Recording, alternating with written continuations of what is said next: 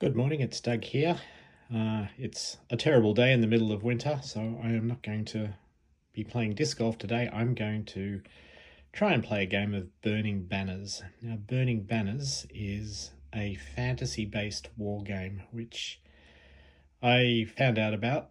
I just saw it on a pre-order page on a local game store, and I took a look. It looked interesting. It was sort of arriving later in the year. I did a little bit more research and it kind of it screamed Divine Right to me. Divine Right's a game I played when I was a teenager back in the late 1970s and 1980s. And this map and just the whole look of the game and feel of the game just sort of reminded me a lot of Divine Right, which was a fantasy war game.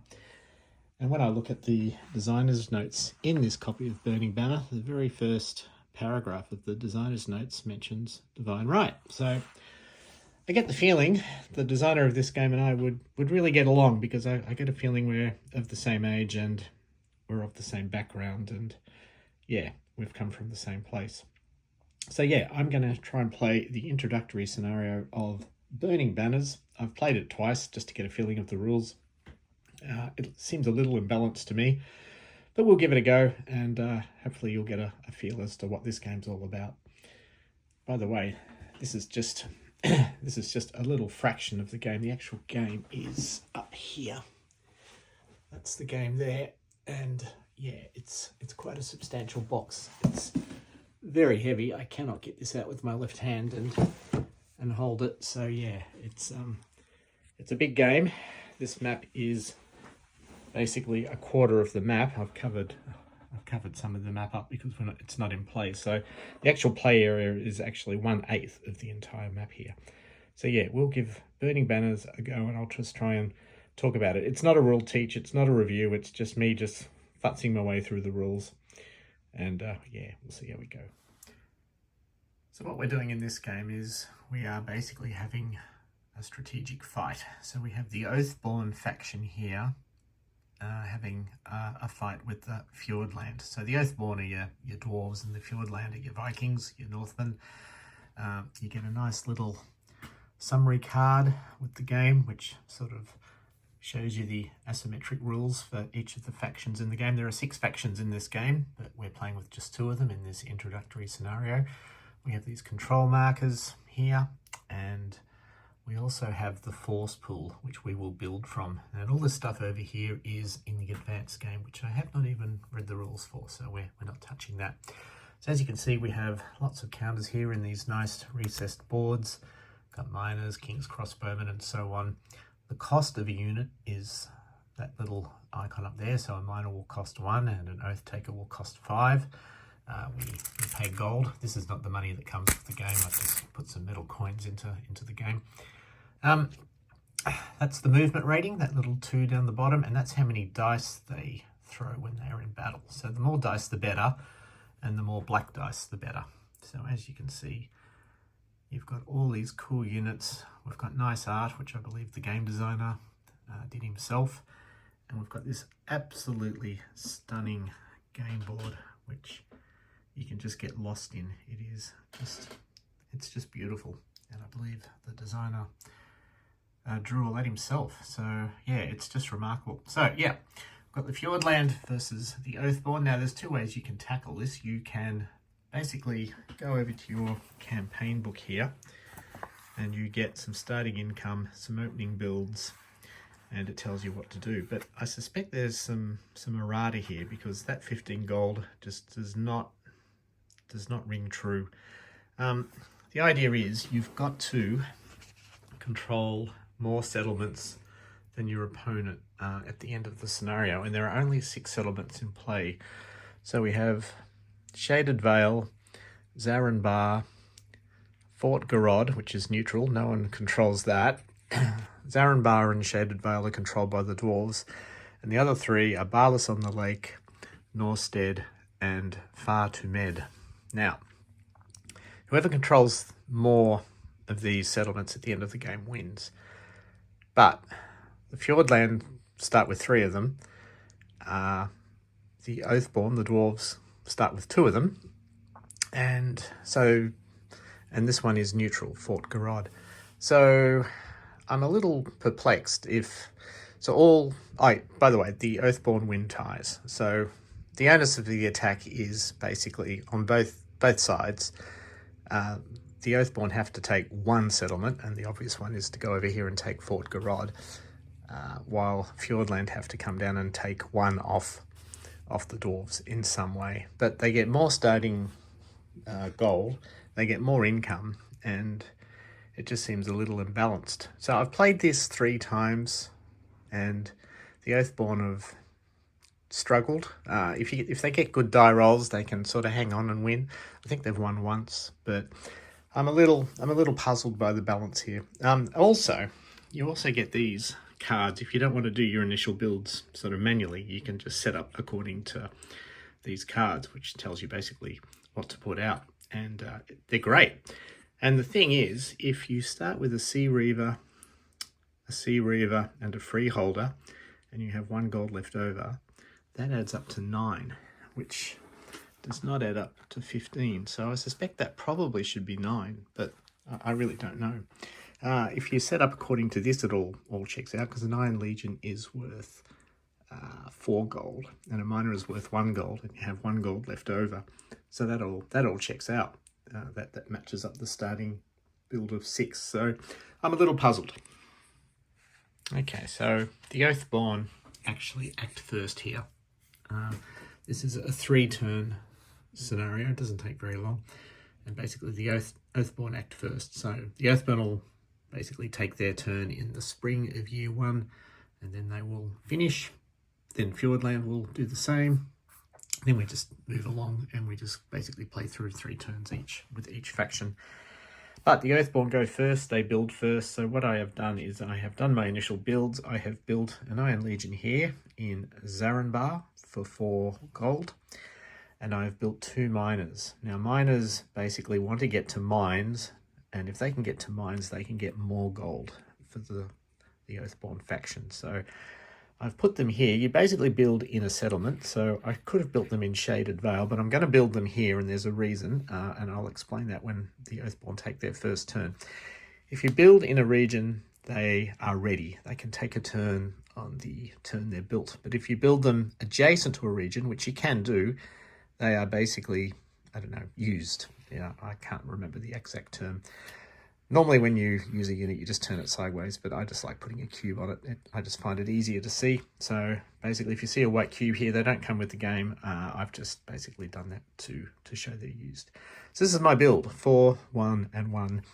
6 gold. So you just take your 6 gold, toss it away, and the Oathborn are ready to go. It's a bit slippery. Maybe I should use yellow cubes. Right, for my Fjordland opening build, I've put some freeholders in Barless on the Lake. I have put a Sea Reaver in Far Too Med, and I've put a Sea Reaver used adjacent to Far Too Med. So that's 3, 6, 8 money, and I think that leaves 1 money left over, 1 gold. So I'll just put 1 gold in the old treasury there, and we are right to go with the first turn. So this is the spring of the year 565. I should point out this game comes with a pretty cool lore book, which gives sort of the backstory of the world we're playing in here. And if anybody has ever read Tolkien's The Silmarillion, it's kind of like a cut down version of that. It's pretty cool. So this is a very rich world we're playing in here with a backstory sort of included. So anyway, we are ready to go. We're on the first season. The Oathborn will act first. That's our starting income over there. Oathborn will get 2 a turn, and Fjordland will get 4 a turn. So it'll be interesting, but Fjordland should win, but we'll see how we go. Right, so how do we actually play? Well, it looks complicated, but it's nuanced. I would say this is a strategic game with a lot of tactical nuance, and the reason is you have an income phase, which is pretty straightforward. Then you have an activation phase where all the units will become ready again, and then you just basically activate a unit 1 at a time, and you basically move and then take an action with that unit. And the actions can be attack or pass or do all these sorts of things. Some of them are faction specific, but you also get all these free actions as well. So you'll quickly realize the order that you activate these units and what you do with them can impact what's happening later in the turn. It's actually quite an intricate game, and I'm still coming to grips with it. I'm still learning things about it.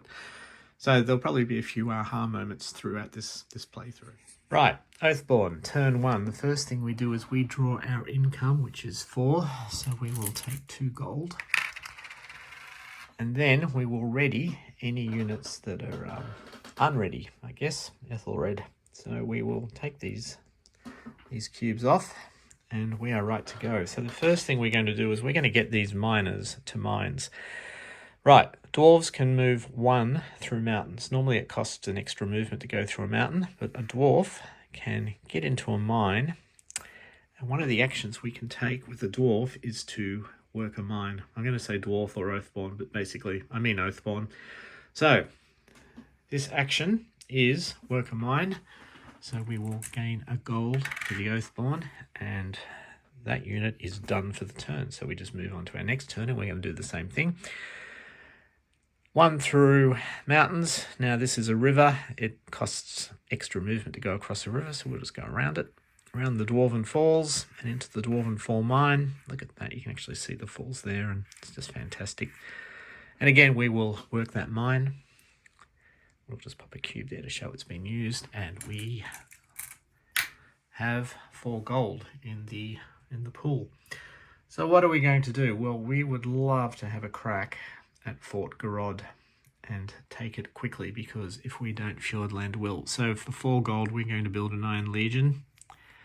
That's an Iron Legion. We will build it in Shaded Vale. Now, building it in that settlement means it is ready. We will spend our 4 gold. And if a unit is ready, we can do something with it. So we're going to go up this road to Fort Garrod and have a crack. So we go 1, 2. That's easy. It's up a road. We could have gone 3. We get an extra movement bonus along a road. And we're going to attack this settlement. This settlement is a port, and it's also a fort. Now, what that means is if we attack a fort, we have a -1 penalty applied to all our die rolls, I believe. So yeah, fortified, -1 to hit. So what we do here is we are going to roll 2 black dice and a white dice. The black dice are 8-sided dice. The white dice are 6-sided dice. We need a 5 to hit, but we are getting a -1 subtracted from our die rolls. We have 5, 4, 4, which is really 4, 3, 3. So we have not hit a thing. Now the fort always fights, well, a settlement will always fight back with 1 white dice if it is not garrisoned. So that's a 2. We need a 5 to hit. So we needed to roll better than that. So we are done with the Iron Legion. So that was the action. We move, the action was to actually attack. Right, so we've used 3 of these units up. We have 1 unit to go. Do we want to get on the front foot and basically start attacking? I think we probably should, because if Fjordland get a unit there, it stops us building in here, because anything adjacent to a settlement is considered besieging the settlement. Big caveat here is anything I say could be wrong. I'm still learning this game, but we will move this unit up to here and we will attack Fjordland. So the way it works here, there are no icons. Some of these units have little icons on them which will affect combat in various ways, but these 2 units don't. So we are just going to roll our standard 2 black and a white die.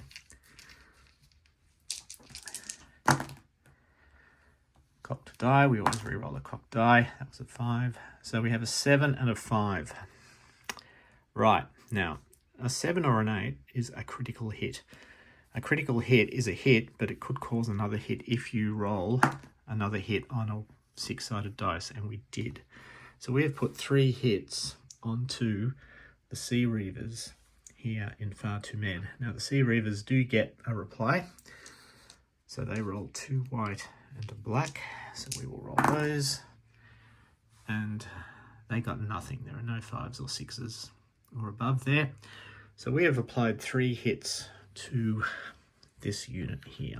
So the way you apply hits is you flip them for a hit, and then you eliminate them for a second hit, and they just go back into the force pool. Now, I believe the Iron Legion have attacked a settlement, which means they've got to go into a hostile settlement. When that happens, the control marker is removed. It is replaced by a control marker of the friendly faction, and that will actually reduce the income and increase the income accordingly. So whenever you take a settlement off somebody, income is tweaked, and you also get to loot a settlement. So you get 2 gold for looting a settlement.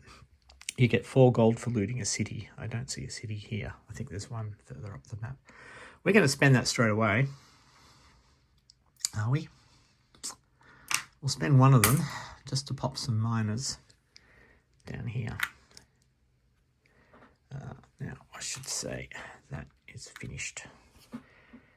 Because these Sea Reavers could just wander in and take Zaranbar, and we've essentially swapped queens. Yeah, I'm going to be sneaky here. So what I'll do is that miner has come in ready. I'm just going to move it out to there and finish it. And I'm going to spend that last gold to buy another miner and move it up to there and finish it. So essentially, I have no idea if this is dumb or not, but I've essentially made a wall of miners. So this Sea Reaver will find it very difficult to actually get around here.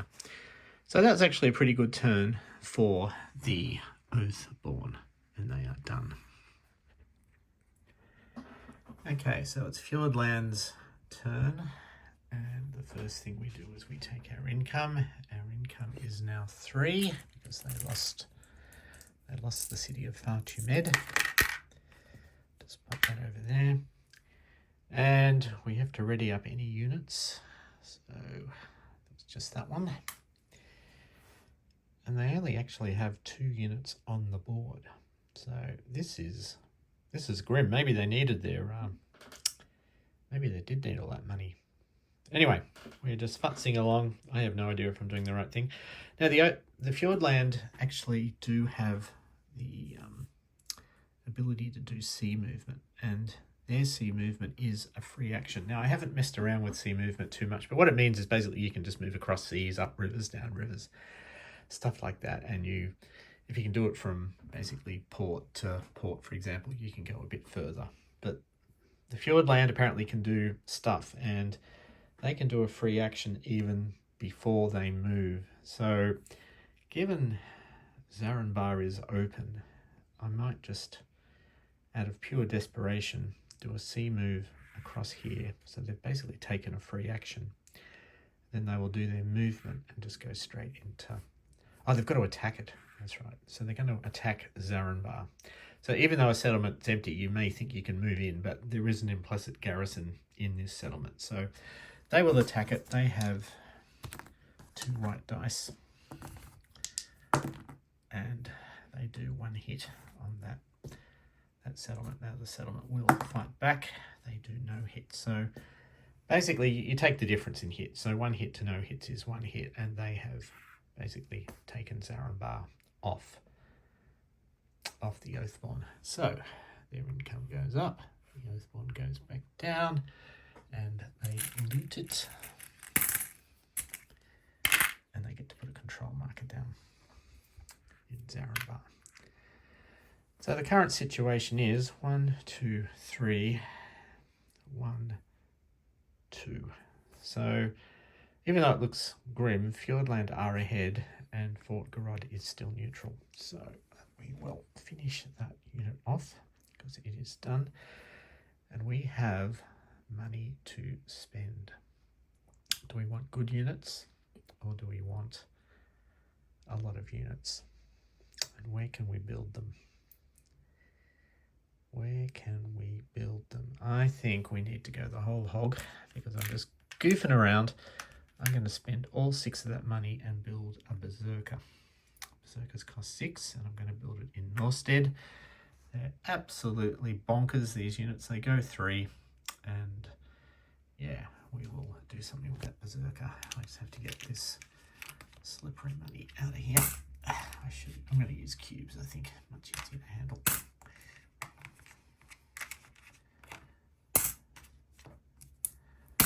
Hours later. Right, so we have to get back down to Fjordland. We can't abide the Oathborn just sitting there. So we will activate this ready unit. We'll go 3, and we will attack Fjordland. So 2 black and 2 white.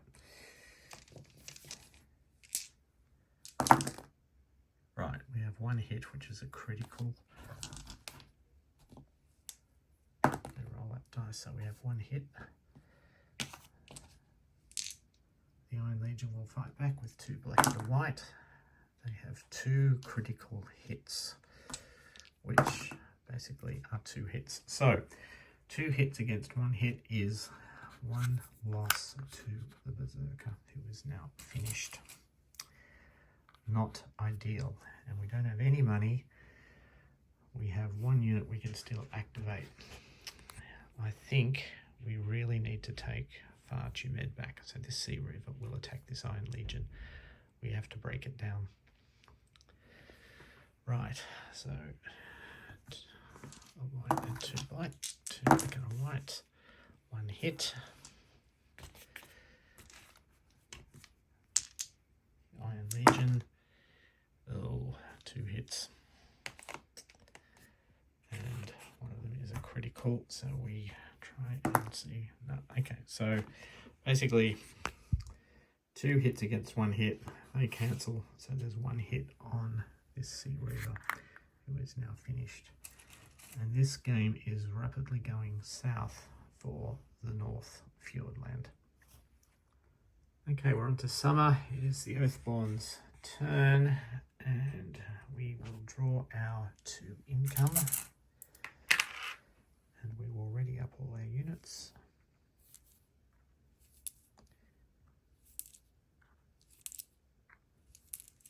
Let's pop them there. Now, this was careless. I could leave the miner there just to work the mine, or I could just move the miner straight into Barlas on the lake. Seems too good an opportunity to pass up. Seems a bit cheesy though. But I am playing myself and I am notoriously stupid.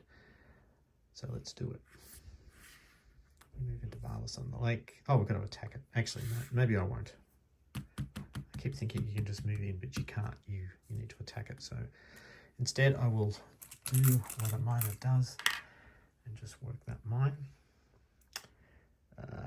This miner will work that mine for another gold.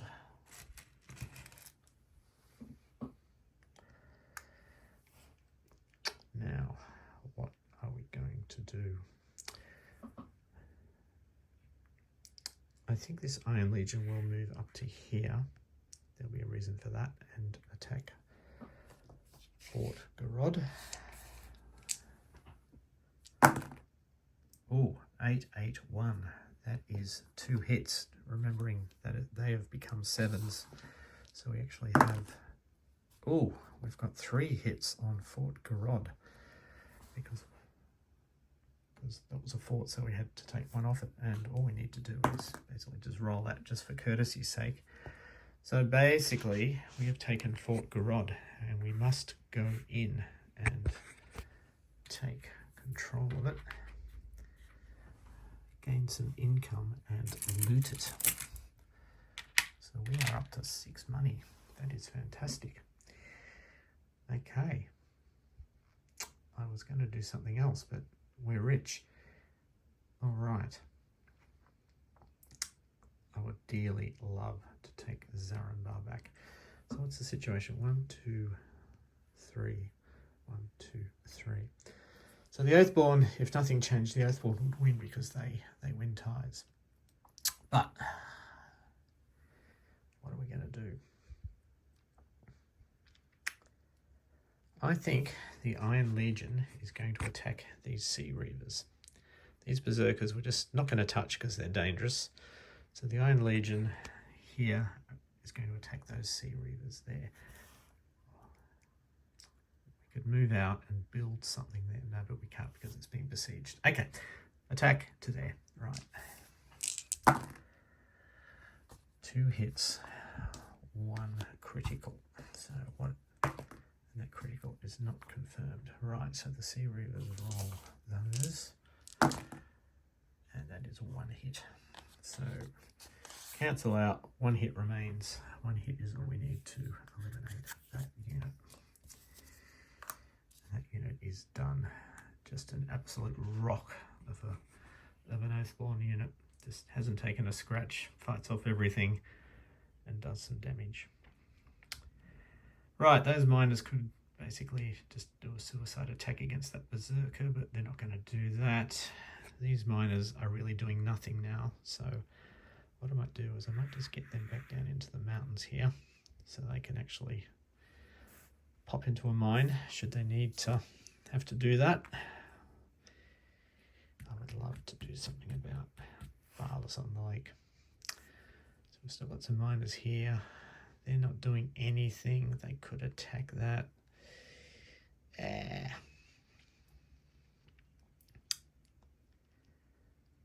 I'm actually quite happy. Those miners are stopping anything being built in here. So what we need to do is we need to spend our 6 gold, but do we actually need to spend 6 gold? 6 gold doing nothing. I would absolutely love to build a storm giant, but I need 7 gold. But just look at it. Absolute beast. No, we should spend it. All right. We will build some Oath Takers for 5. So we will. Now we can only pop them here. And I think we will send them up the road. So they go 2, but if they travel on the road entirely, they go an extra movement point. So we're going up the horse road. We're going to stop there. And possibly on our 3rd turn we could take back Zarenbar because it is a rightful dwarven settlement. Right, I believe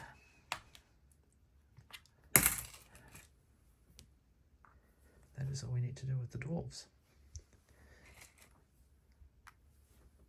Neat and tidy. Right, it is the summer. It is the Fjordland turn. We are drawing 4 income.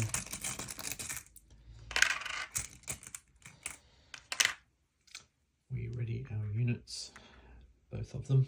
A bit grim. Now, the situation is we are 3 settlements to 3 settlements, so we are losing. So we really need to take back far too med, I suspect, but this is very vulnerable and we only have 4 money. So I think 2 of our money, before I forget, is going to be spent on a freeholder, which costs 2 gold, and we're just going to pop him in there. Just for sanity's sake. And I think our best chance of taking this back is for our berserker to go absolutely nuts and try and take back far too med. So our berserker is going to attack far too med. Is it going to move first? No. So we roll those dice. We've rolled a critical, a hit, 2 misses. Now, a critical hit does not cause another hit, so we have 2 hits. The Iron Legion, which has been an absolute rock, is fighting back, and it is missed everything. So we've got 2 hits against none, so that's 2 hits, so the Iron Legion falls.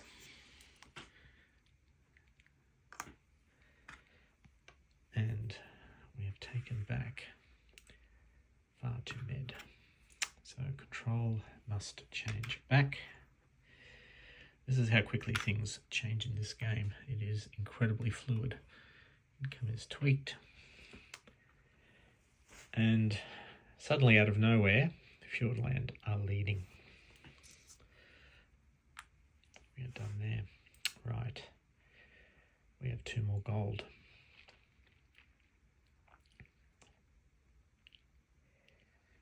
2 more gold. How do we protect what we have? I think we need... The miners aren't likely to take that. Oath takers are likely to attack that. So I think we need some support there.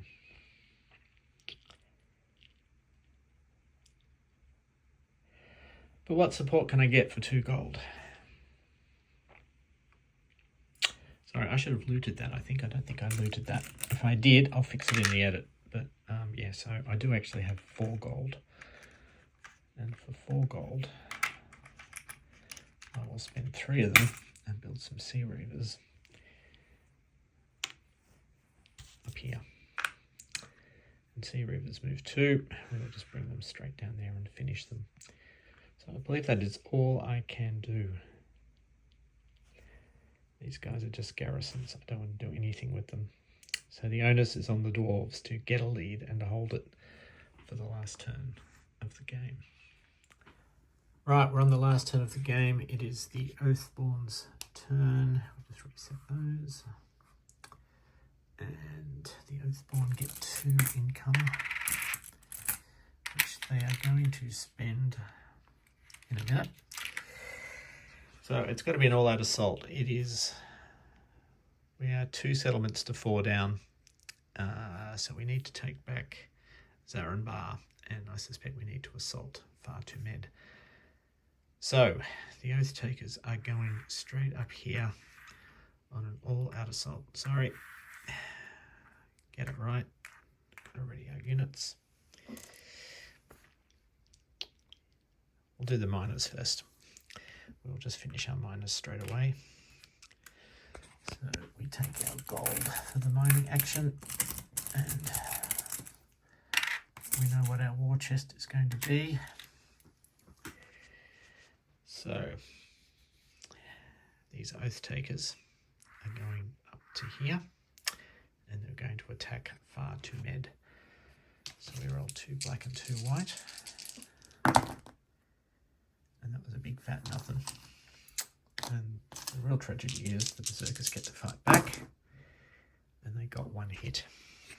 So the Oath Takers, they have just lost the Oathborn the game. But we will see. We can still tie. Right. We have 2 movement with this Iron Legion, and I think we should get it into action.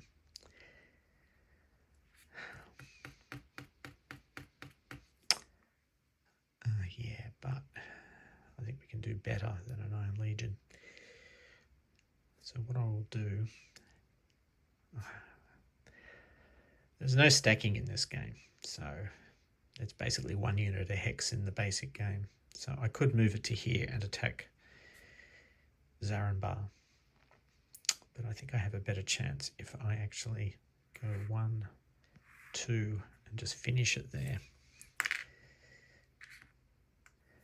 and build for 5 gold.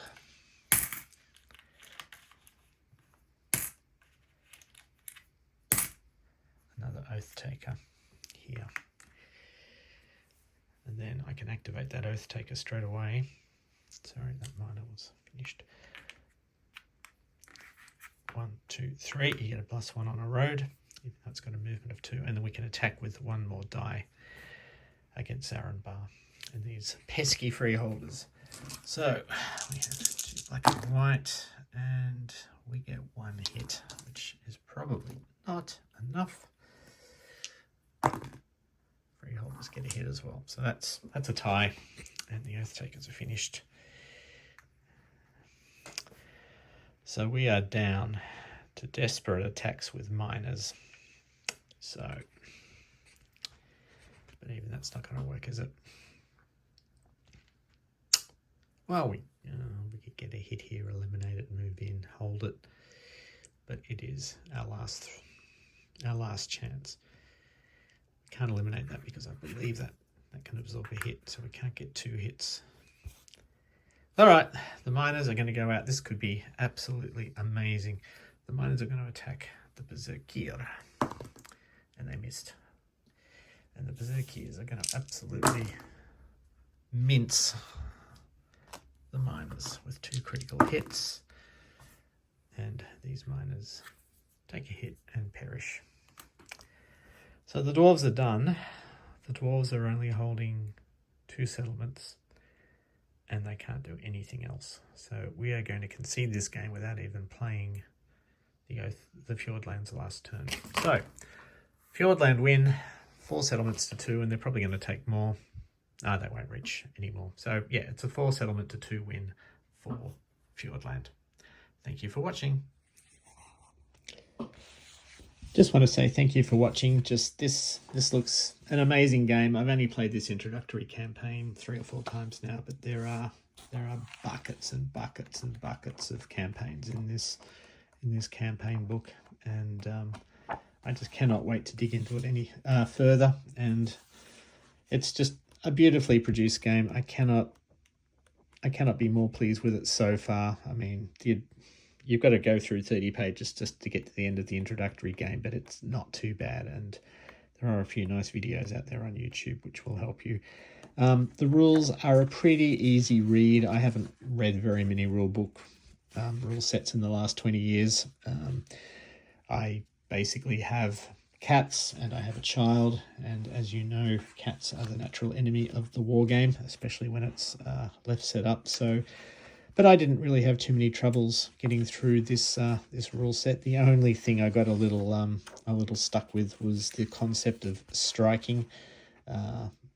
It's like there are 3 rules to sort of, I don't know, say the same thing.